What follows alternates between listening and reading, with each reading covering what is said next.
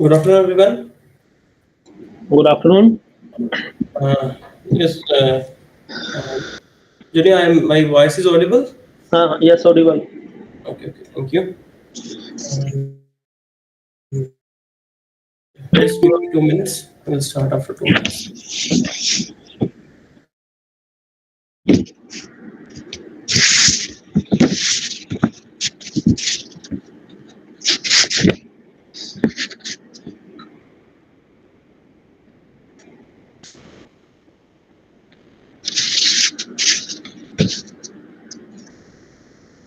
So, good afternoon to everyone. Good afternoon, all the participants. So, now we start our next session, day 4, session 3rd, based on attainment calculation for OBE as a case study presented by Dr. Anuj Bansal. So, I'm giving my brief introduction of our expert. Dr. Anuj Bansal is currently working as an assistant professor at the Department of Mechanical Engineering, Slight Longowal. He obtained BTech Mechanical Engineering from PTU Jalandhar and ME Thermal from Thapar University Patiala. He have done his PhD from Slight Longowal. His major area of interest include VR, slurry cavitation erosion, surface engineering, thermal spray, and hydrophobic coating and additive manufacturing. He has published 56 SCI and 3 Scopus papers in respected international journals. He has also published 6 book chapters. 1 patent has been granted, and 1 is published under his name. He has already guided 14 MTech students, currently supervising 4 PhD scholars. He has already completed 1 research project on design and development of cavitation testing to analyze the cavitation erosion of hydromachinery steels under surface modifications. An organized faculty development program. Many organized faculty development program on a regular basis. He has also completed out 1 consultancy project.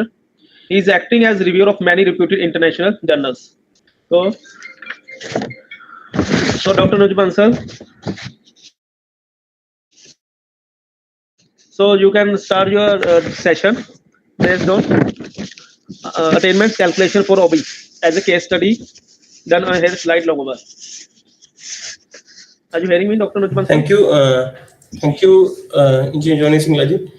Thanks for giving me this opportunity for sharing the views related to the calculations of attainments for outcome-based education, and I'm very thankful to our head of the department, Mechanical Engineering, Professor Shankar Singh sir, and the coordinators of this particular program, Dr. Sunil Kumar and Engineer Johnny Singla, for giving me this opportunity to present the work and to learn from you people also and to share our views. So I will start with my presentation, and please let me know that my slides are visible or not. Just give me 1 second.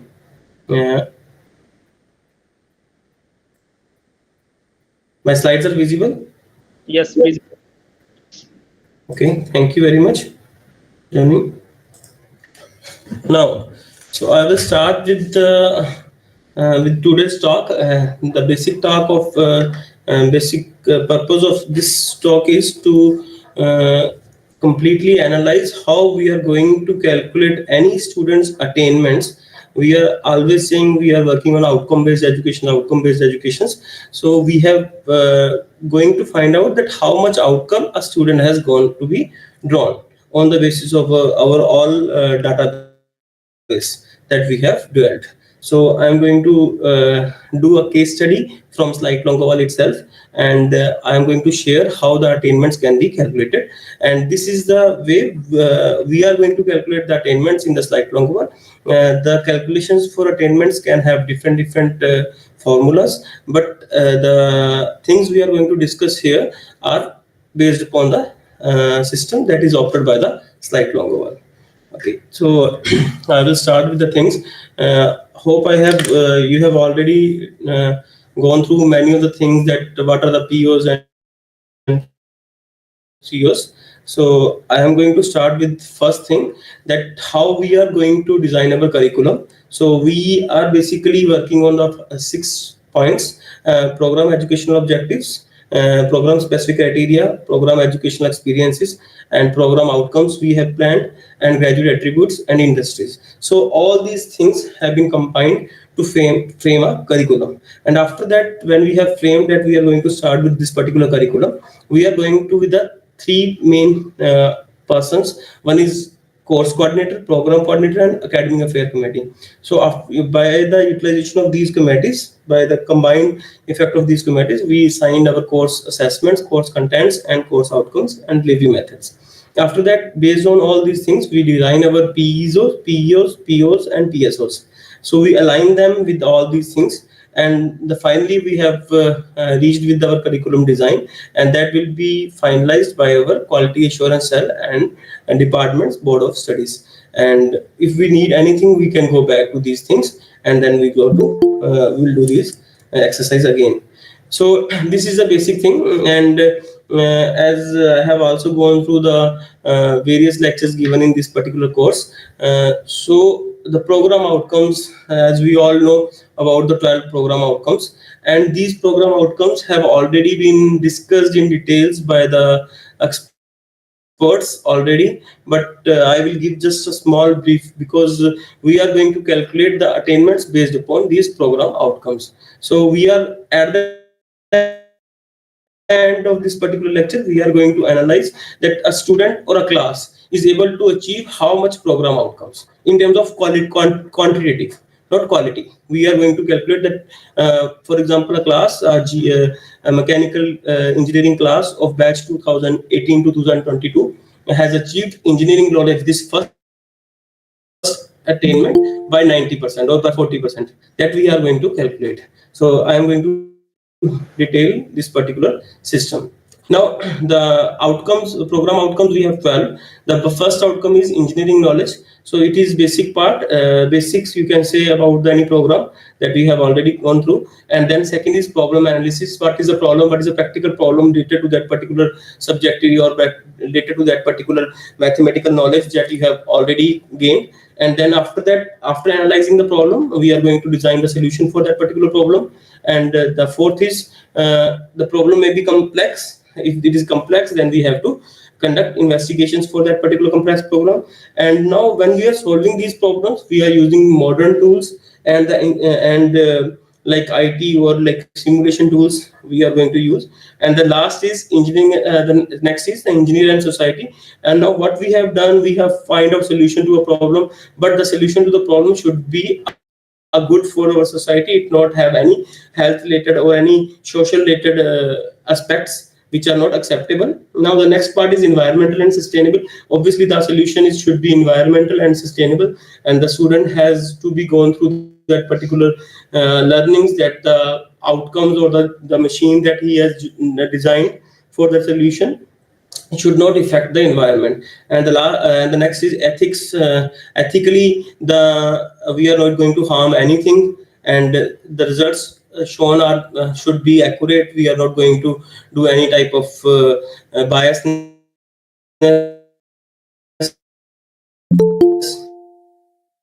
in any term of the things, individual, and how to work in an individual manner or in a team manner.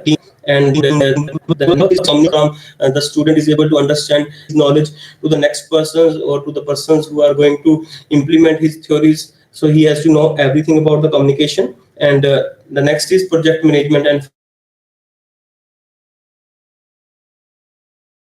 going to implement his ideas in terms of a project, and finally he can earn a good money out of it, or how the finance things can be work on. And last is lifelong learning. He or she may be able to get these all learnings from his graduation to his lifelong, and it would be better for him or her. Okay, so these are the program outcomes. Now based on the program outcomes, as we have already discussed our curriculum aspect, we are finalizing our PSOs. So we are these are the program outcomes, these are given to us, but basically based upon our mechanical engineering degree graduation, we have designed these 3 PSOs. So these are program specific outcomes. So we have designed based upon our mechanical engineering degree. The student is able to get these specific outcomes along with those program outcomes. So what are the specific outcomes we have? Now we have the specific outcomes. First is PSO1, that is graduate in mechanical engineering shall be able to develop ability to identify, analyze, and provide solution to engineering problems. So basically we have divided the first PSO into three things. One is identify the problem, and then analyze, and then provide the solution that related to mechanical engineering. Okay, or allied engineering systems, like you can go with automobiles, we can go with ICE engine, you can go with the civil also. We can the person can also give the solution to those problems. Now the second thing is the graduate shall be able to utilize the technology. He is able to understand the problem and understand the analyze the problem and give the solution. Now the other thing is he can utilize that technology as well as the entrepreneur skills for contributing towards the national growth. Basically he may start his own business, and in that way he can produce a product with low cost that can be helped for our nation's growth, and further he or she can also work on for any other contributions towards the national growth with the help of the knowledge related to our technical aspects. So these graduates shall be able to apply their innovative thinkings as academic and industry research, thus motivate them to pursue their career in advanced research in the area of mechanical engineering. So the basic things he knows he can do his own business, but the last thing is he can again work on the research related issues which can be new to this particular technology. Okay, now for example we have this particular class, for example GME, that is graduation in mechanical engineering of 18 batch. So in that we have approximately, for example, 150 students. So if we have 150 students, we are basically want to understand how much attainments they are going to get after their graduation completed in 22 as in terms of POs and PSOs. So these things we are going to understand. For that, basically the students are going to get through the things that are subjects. They are going to understand the subjects, and they are giving the exams for those subjects. They are going to understand the subjects. They are going to give their exams for that particular subject, and based on their exams results, we are going to find out their attainments. So now the important aspect is we have to map these subjects with these PO projects with PSOs.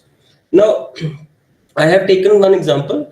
I will tell you, but before going to the example, to the particular subjects, that is, he's going to give random examination, seminars, and project. So all these are coming out to be in direct assessment. So we have two assessments. One is direct, and other is indirect. Indirect assessments, direct assessments are related to their study. Indirect assessment are related to their survey. In a survey, we are going to think about it, but direct assessment relate to these all 7 things. And indirect assessment are going to be the survey reports that can be from the student, alumni of the institutions, employees. Exit survey, when the students are going to out from the graduation, they are going to give us the survey, the how they deal with the different problems, what are the things they like, what are the things they did not like, and what are their suggestions. All we will take. Parents, their parents will give us the survey, they give the feedback. And teacher survey, similarly employers, the companies that are coming over here for the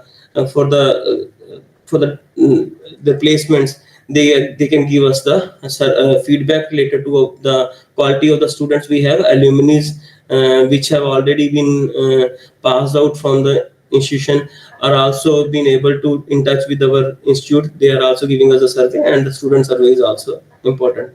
So these are the surveys we will take, and these in combined will give us the indirect assessment. So we have 2 assessments. We are going to calculate the 2 assessments: direct assessment and indirect assessment. Okay. Now, first of all, in the first section of this particular expert talk, I will give you I will tell you how we are going to calculate the direct assessments, and the second part we are going to combine the indirect assessment, and finally we are going to combine all these direct and indirect assessments. Okay, so Johnny, I'm audible?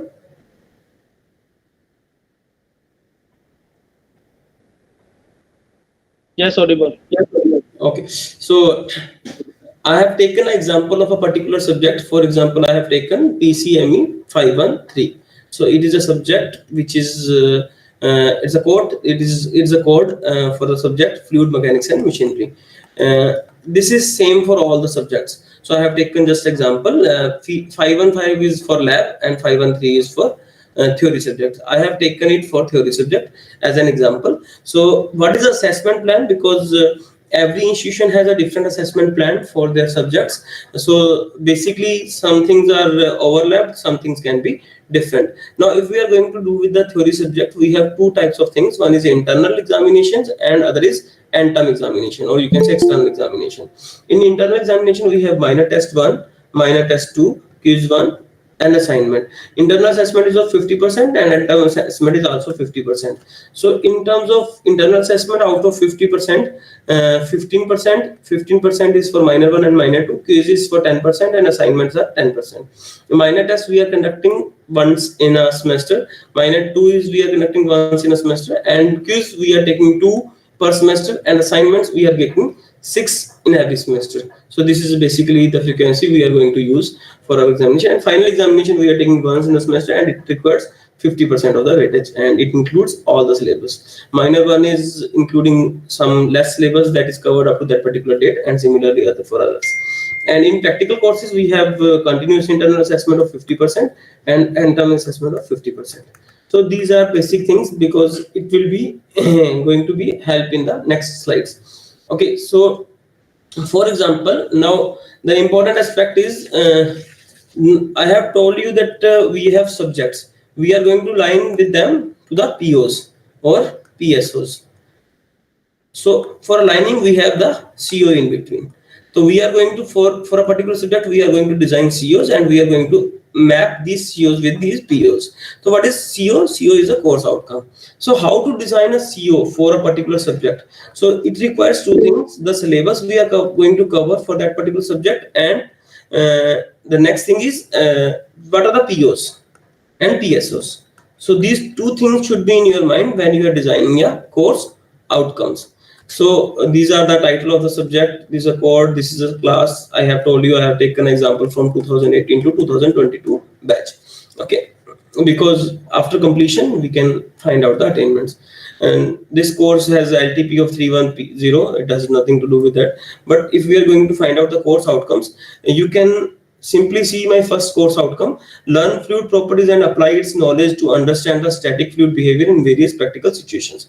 So I can say the first two chapters deals with the fluid properties and other things which can be applicable to the various practical situations. So if I go to the program outcomes, the first outcome is engineering knowledge. It is going to be completely mapped. So if I will say CO1 is completely mapped with the PO1 here, you can see. So CO1 is completely understanding of engineering knowledge, because we are going to understand fluid properties. Okay, so in the way we can map the CO with the POs. Our mapping is, we are mapping on the basis of 3-point scale. 3 is for strong, 2 is for medium, and weak is 1. So this is the way we are going to map the things. Okay, and second is also problem analysis. As when we are talking about the various practical situations, so means we have the problems here. So we are also having 3. Similarly, if you go with the third PO is design and development of solution. Similarly, if we are going to solve the application to the various practical situations, we are going to give the solutions also. So we are having the mapping of 3. Okay, but it is related to the fluid properties. It is basic point, so we don't have the complex problems. So for fourth PO we have the two mapping. So you can say it is a medium mapped. Okay, clear? So in this way we can map the different COs with the POs. So the development of CO and PO, mapping with PO, is very important.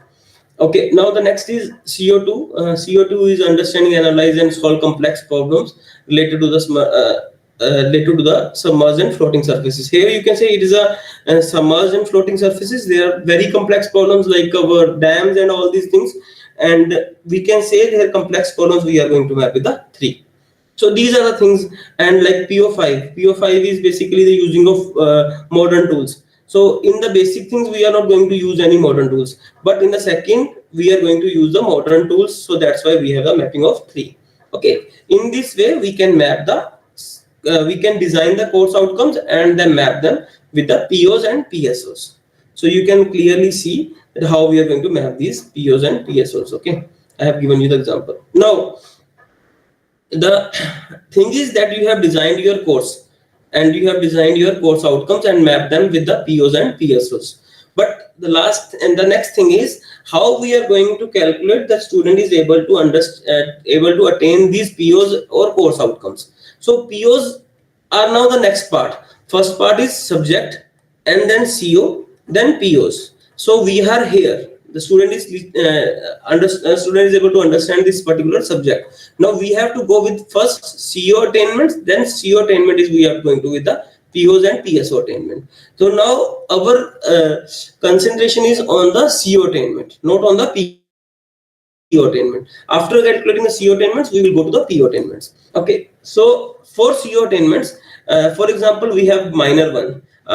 This is a way we are going to design our minors in our you can say curriculum.